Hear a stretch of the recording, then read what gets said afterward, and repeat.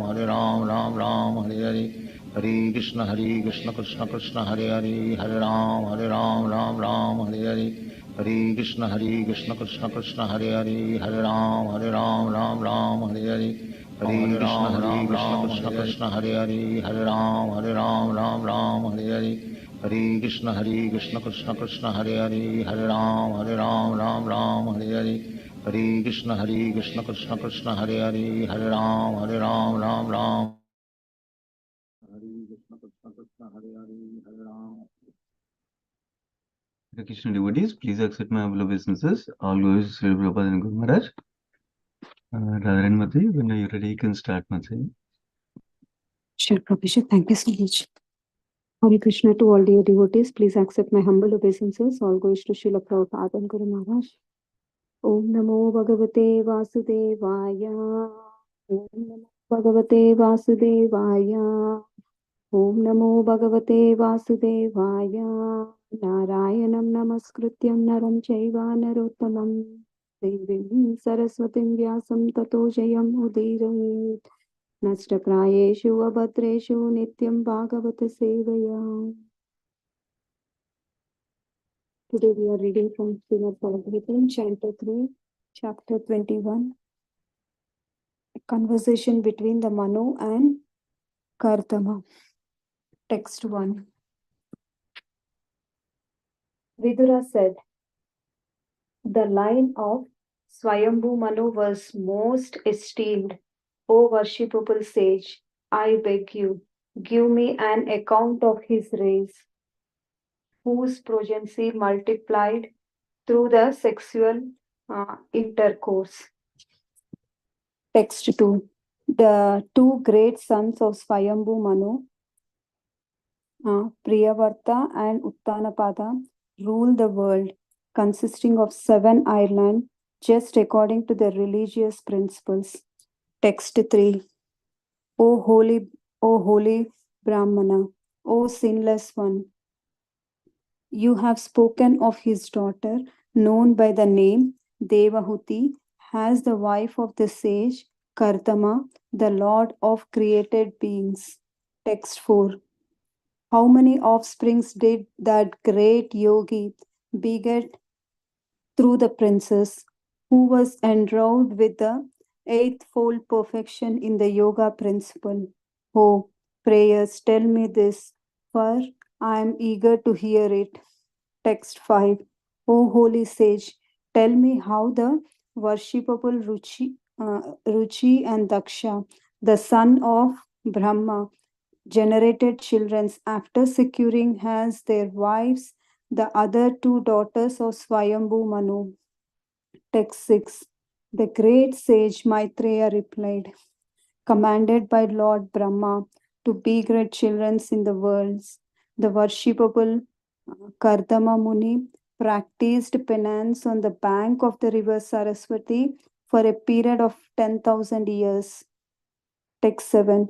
During that period of penance, the sage Kardama by worshipped through the devotional service in trance, propitiate the personality of Godhead, who is the quick bestower of all blessings upon those who feel to him for protection. Text 8. Then in the Satya Yuga, the lotus-eyed Supreme Personality of Godhead, being pleased, showered himself to that Kartama Muni and displayed his transcendental form, which can be understood only through the Vedas. Text 9. Kardama Muni saw the Supreme Personality of Godhead, who is free from the material contamination, in his eternal form, effulgent like the sun, wearing a garland of white lotus and white lilies. The Lord was clad in the spotless yellow silk, and his lotus face was fringed with the slick dark locks of curly hair. Text 10. Adorned with a crown and earrings, he held his characteristics corn, disc, and mace in 3 of his hands, and a white lily in the 4th. He glanced about in a happy, smiling mood, whose sight captivated the hearts of all devotees. Text 11. A golden stick on his chest, the famous Kaustuba gem, suspended from his neck. He stood in the air with his lotus feet placed on the shoulder of the Garuda. Text 12. When Kardama Muni actually realized the Supreme Personality of Godhead in person, he was greatly satisfied because his transcendental desire was fulfilled. He fell on the ground with his head bowed to offer obeisances unto the lotus feet of the Lord. His heart, naturally full of love of God, with folded hands, he satisfied the Lord with prayers. Text 13. The great sage Kardama said, O supreme worshipful Lord, my power of sight is now fulfilled, having attained the greatest perfection of the sight of you. You are the receiver of all the existence. Though my successive birth of deep meditation, advanced yogas aspire to see your transcendental form. Text 14. Your lotus feet are the true vessels to take one across the ocean of the mundane nescience. Only person deprived of their intelligence by the spell of the dueling energy will worship those feet with a view to attain the trivial and momentary pleasures of the senses, which even the persons routing in hell can attain. However, O my Lord, you are so kind that you bestowed mercy even upon them. Thank you so much, Prabhuji. Hare Krishna. Thank you so much, Mother. Prabhu, whenever you're ready, you can start, Prabhu. Yeah, thank you, Prabhu.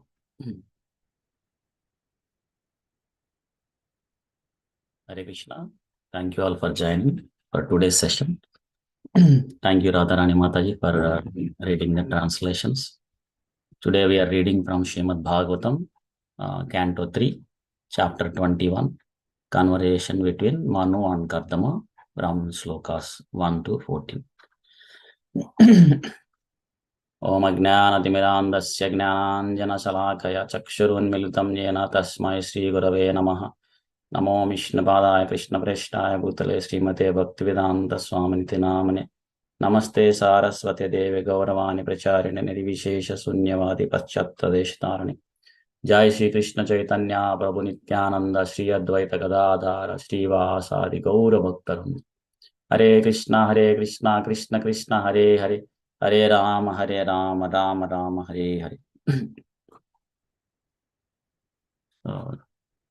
Just to give a background, so in the previous chapter, so we heard how Vidura inquired from Maitreya Muni about Lord Brahma's creation after the Earth planet was lifted from the Garbhodaka ocean by Lord Varahadev and established in the orbit. So then Maitreya Muni narrated how the demigods, Rakshasas or Gandharvas or Apsaras, so many living entities, even serpents, so they were all created by Lord Brahma. So then we also see that Lord Brahma created Manu to expand the human beings. So in this chapter, Vidura inquires, so after the Lord Brahma created Manu, so how the Manu expanded is dynasty. So he's asking the details of Swayambhu Manu's dynasty. So then Lord Brahma is narrating here about Kardama Muni, because he is connected to the dynasty of Swayambhu Manu. So how Kardama Muni performed great tapasya, desiring to get married with a suitable girl. So with that tapasya, he pleased the Supreme Lord Vishnu. Then we hear how Lord Vishnu blesses him and gives that boon to get a suitable girl in marriage. And then he also mentions that he will appear as his son. So then we hear how Swayambhu Manu comes with his daughter to Kardama Muni's ashramam, because he is looking for a suitable husband to his daughter Devahuti. So today we will go through the slokas 1 to 14. So in the sloka 1, we see that Vidura is asking the line of Swayambhu Manu was most esteemed. So he's requesting to narrate the Swayambhu Manu's dynasty, whose progeny multiplied by through sexual intercourse. Prabhupada mentions in the purport that Vidura was interested in the progeny of Swayambhu Manu because the dynasty, in that dynasty, there are great devotee kings appeared. So who protected their subjects very carefully. Not only that, they also inspired their citizens, the subjects, to progress in the path of bhakti, the spiritual knowledge, by giving the spiritual knowledge. So that's why Prabhupada mentions that when we hear this history of these kings' activities, then we also become enlightened, or we also become inspired to practice our sadhana sincerely and seriously. And Prabhupada mentions another word in this sloka is called Paramasammataha, so which is also very important because the progeny that Swayambhu Manu created through the sexual intercourse was approved by the great authorities. Because the sex life that is done through the regulative principles and for the purpose of creating the living entities or bringing the living entities in the path of Krishna consciousness. So that is approved by the authorities. When Krishna mentions in Bhagavad Gita, right? Dharma viruddha bhuteshu kamosmi bharatashava, like, so I am that sex life which is not contrary to religious principles. So, so when we also train our children to progress in the path of bhakti, so then those activities are approved by the great authorities.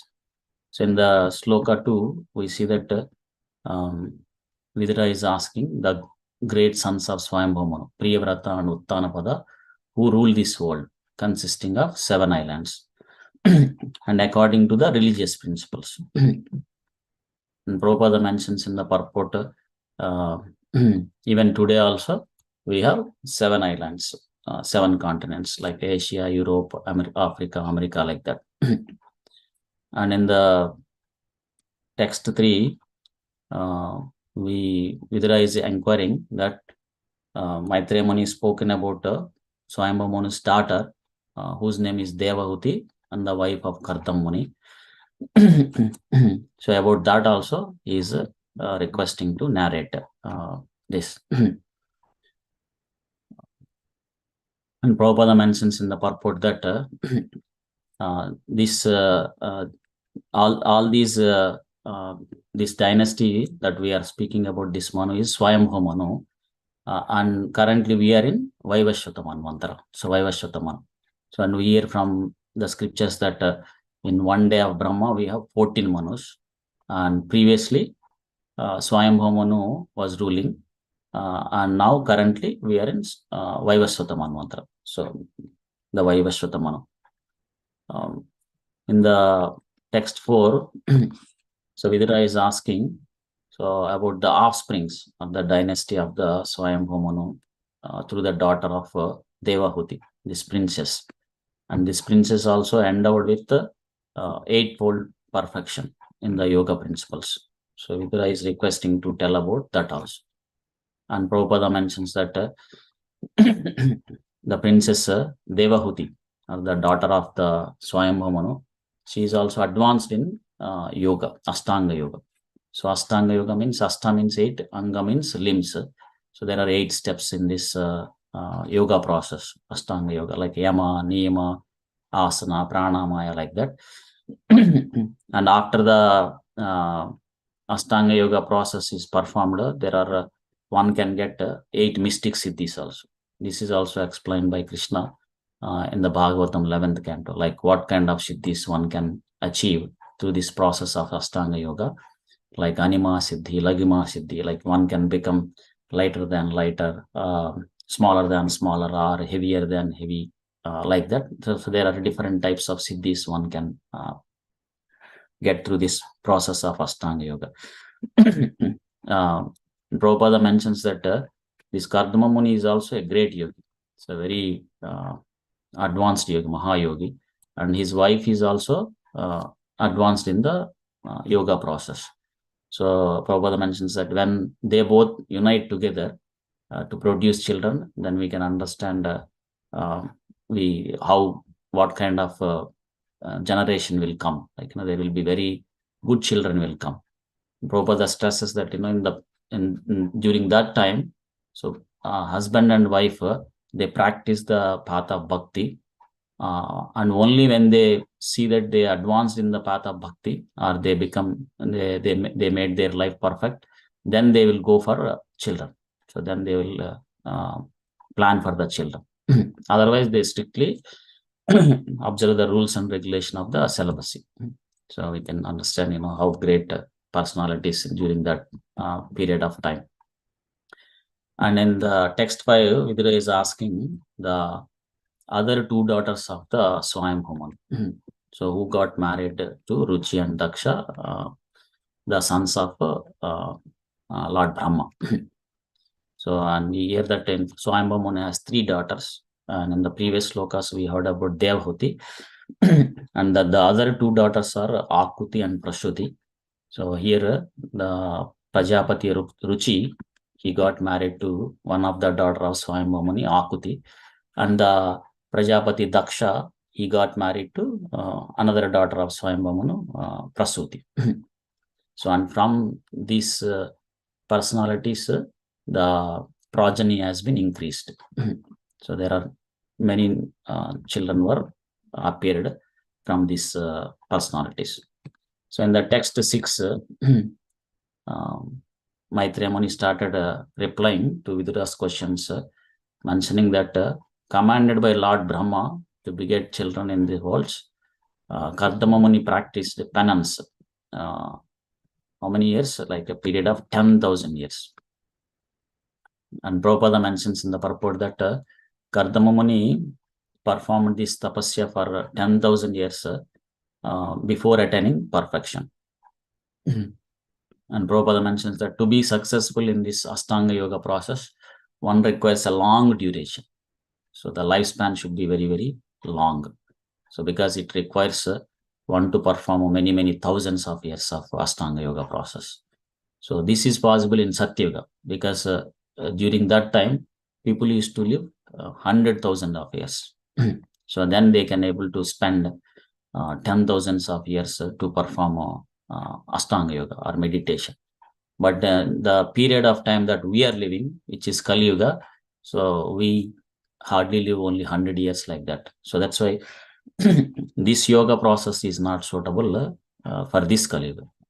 So that's why the Vedic literature's emphasis, the process of Kali Yuga is Hare Nama, Hare Nama, Hare Nama, Eva Kevalam, Kalav Nasteva, Nasteva, Nasteva, Gatirara, Anyata. Like it stresses 3 times. So in this age of Kali Yuga time period, only process is to chant the holy name of the Supreme Lord Hari. Hare Krishna, Krishna Krishna, Hare Hare, Hare Rama, Rama Rama, Hare Hare. So, and it stresses 3 times that there is no other alternatives. That's why they stress with 3 times. And then in the text 7, we see that Kardama Muni worshipped Lord Vishnu through the devotional practice, who is the quick bestower of all blessings. And here Prabhupada mentions that Kardama Muni performed this Ashtanga Yoga process for 10,000 years, not to get any material benedictions, to please Supreme Lord. And that's why it's his meditation is considered as a devotional service. And Prabhupada mentions that without devotion, and nothing is perfect. So the perfection of the yoga is to realize the Supreme Lord, not for getting some material things. So that's why Krishna says in Bhagavad Gita that the topmost yogi is who constantly engages in Krishna consciousness. So in the text 8, we see that this is in Satya Yuga. As I mentioned, this process is recommended in Satya Yuga. And the tapasya that was performed by Kardama Muni pleased Supreme Lord Vishnu, and then he showed himself to that Kardama Muni in his transcendental form. Like, Krishna has this transcendental form, and this can be understood only through the Vedas. And Prabhupada mentions in the purport that the process of the Satyuga to realize the Supreme Lord or to please the Supreme Lord is this meditation on the Supreme Lord. Krute dhyayato Vishnum Tretamijato Makai Dwapare Paricharyam Kalau Tadhari Kirtanat. Like in Kruta Yuga or Satyuga, the process to make oneself, the human life to be successful, is to meditate on the Supreme Lord. In Treta Yuga, to perform the 5 sacrifices. In Dwapara Yuga is to do the elaborated deity worship. But in Kali Yuga, as I mentioned, Tadhari Kirtanat, only to chant the holy name of the Supreme Lord. So wherever you are, Sthane Sthiti. So wherever you are, so just chant the Hare Krishna Mahamantra. So, but Kardama Muni attained success in this yoga and pleased the Supreme Lord. So that is the perfection of the yoga process, to please the Supreme Lord. So that's why he got the darshan of the Supreme Lord. And Prabhupada mentions another point is this form is not material form. This is a transcendental form, Sachidananda Vigraha. And also this can be understood only through the Vedas. So this form is described in the Vedas, how the Supreme Lord Krishna looks like, Lord Vishnu looks like that. Not any imaginary form. So Kardama Muni did not meditated on any imaginary form. So the form that is understood through the Vedas, because there is a sect of people, they can say that they say that one can meditate on any form. So, but that is not appropriate. So it should be described. The form of the Supreme Lord is described in the Vedas, and one should meditate on that form. And the text 9, you see that Kardama Muni saw the Supreme Lord who is free from material contamination, and his eternal form. His form is eternal form, and there are descriptions like wearing garland and white lotuses and white water lilies, like that. So all these descriptions are mentioned in the Vedas, like how Supreme Lord looks like, and that is the form that Kardama Muni is looking. So, and he is free from material contaminations. So that's why Krishna's another name is called Nirguna. Nirguna means not that he doesn't have any gunas, but he doesn't have any material gunas. So he's in pure Sattva Guna. So not the gunas that we see in this material world. Tamo Guna, Rajo Guna, or Sattva Guna mixed with passion and ignorance.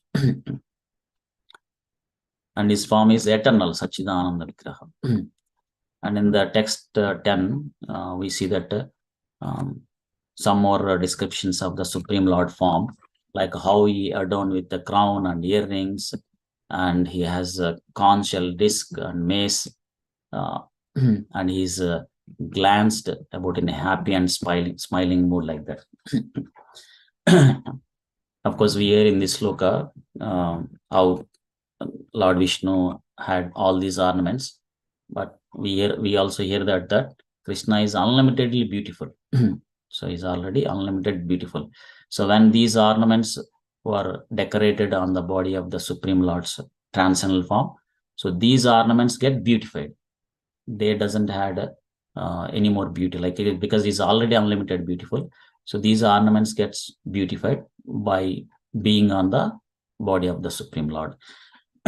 So that's why in Bhagavatam we see that it's mentioned as Bhoshana Bhoshanangana. Like Krishna's transcendental body is ornament for all the ornaments that were decorated on the body of the Supreme Lord. So then in the we also see that he has a conch shell disc and mace, and I heard this conch shell and disc. So these are the lotus and conch is for protecting and pleasing the devotees, and the disc and mace is to annihilate the demons. And he is also reciprocating Kardama Muni's tapasya by smiling. So which attracts the devotees, the hearts of the devotees. So in the text 11, we see that Krishna's, Lord Vishnu's, he has a golden streak on his chest. And the famous Kaustubha gem is also there, suspended from his neck. So these are other descriptions of the Lord Vishnu's form here. Of course, this golden streaks is mentioned as Srivatsa, so the place where Mother Lakshmi resides. And this is one of the difference between Lord Vishnu and the other devotees who gets the Sarupya Mukti. So they also looks like Supreme Lord Vishnu only when in the spiritual planet, in the Vaikuntha Loka. Only difference, one of the difference is the Supreme Lord Vishnu has a Srivatsa on his chest, but the other devotees will not have that. That's another difference. And we see that how Lord Vishnu appeared in the air, and his lotus fleet is placed on the shoulders of Garuda, like that. And then the text 12, we hear that Kardama Muni realized the Supreme Person of Godhead in person. And he was greatly satisfied. And his transcendental desire was also fulfilled. And so he fell on the ground and offered obeisances, and his heart naturally full of love of Godhead. And then with folded hands, Kardama Muni satisfied the Lord with prayers. And Krishna, Prabhupada stresses in this, mentions in this purport that the absolute truth can be realized in three ways. Brahmeti, Paramatmeti, Bhagavaniti, Shabdaiti, like that. So, but realizing the absolute truth as person, which is the highest process. And Kardama Muni, here we see that his transcendental desire is fulfilled and he is greatly satisfied. So, and he started offering prayers to please the Supreme Lord Vishnu. And then text sloka, we see that Kardama Muni is saying that his power of sight is now fulfilled. Chakshushendriya Santrupti. So I think that's one of the topic that His Grace Rohini Prabhu was talked in is one of the home program in the temple. Yeah. So the power of sight is now fulfilled because he got the darshan of the Supreme Lord, and who is the reservoir of all existence. And here Kardama Muni is saying that after many successive births of deep meditation, advanced yogi aspired to see the Supreme Lord's form. So he's the reservoir of all existence. In the Hare Krishna Maha Mantra, we have this word Rama. Rama means the reservoir of pleasure. In Padma Purana also, there's a sloka mentions that Ramante yogine anante satyananda chidatmani iti Rama pade nasho para brahma vidyayate. Like, these great mystics or devotees, they derive great pleasure from the Supreme, from the absolute truth. So that's why he is called as Rama. So the reservoir of pleasure. So even when we chant the holy name of the Supreme Lord, Rama, that means we are accessing that reservoir of pleasure, which makes us blissful and happy. And the other thing we see that, the power of sight is fulfilled. So similarly, we can make all our senses perfect when we connect them to the Krishna consciousness. Like the tongue can be perfected when we chant the holy name of the Supreme Lord, or when we take Krishna Prasadam. And the ears can be perfected when we hear Krishna Katha. And the legs can be perfected when we visit holy dhams or to the temple, like that. Like how Ambarish Maharaj used all his limbs, bodily limbs, in the process of Krishna conscious, like Savayamana Krishna Padara Vindaya, Vacham Sivai Kunta Gunarnuvarnane. Like, he has used his mind meditating on the lotus feet of the Supreme Lord, and he has used his tongue to chant the holy name of the Supreme Lord, or to speak Krishna Katha, like that. And his ears to hear the Krishna Katha, like that. Hands to clean the temple or Krishna's deity form, like that. So this process is very, very powerful and very, very important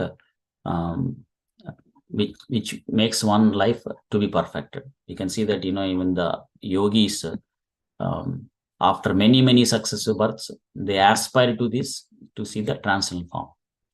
Krishna also mentions in Bhagavad Gita, right? Bahunam janmanam ante jnanam prapadyate vasudeva sarvamitim samahatma sudurlabha. Like after many births, so a yogi aspire to see the Supreme Lord. So then what to speak of seeing the Supreme Lord? So that's why the process of bhakti yoga is very important and very elevated one, very highest yoga in the compared to all other processes. So we are very fortunate, we are connected to this path of bhakti by the mercy of Srila Prabhupada. So that's why we should take this process as sincerely and seriously, because I'm talking to myself, not looking at a very cheap process like that.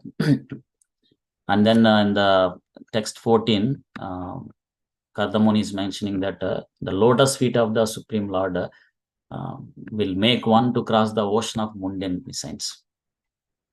And people who are deprived of this, their intelligence is not high, it's low, then their spell of the deluding energy will worship those feet, view to attain the momentary pleasures of the senses.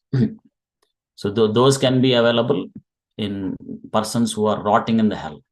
So here Kardamamani is mentioning that, when one takes the shelter of the lotus feet of the Supreme Lord, Abhaya Charana Aravinda, so then one can be freed from the fear.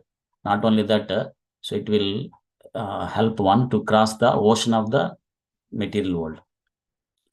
So in Bhagavatam also, as one sloka mentioned, so samastitaya padapallava plavam matpadam punyesho murari bhavambudir vatsapadam param padam yatvipadam natesham. Like, this material world is mentioned as padam yatvipadam. Every step there is a danger. But when one takes the shelter of the Supreme Lord, then this big material ocean, he will make it as the size of the calf's hoof print.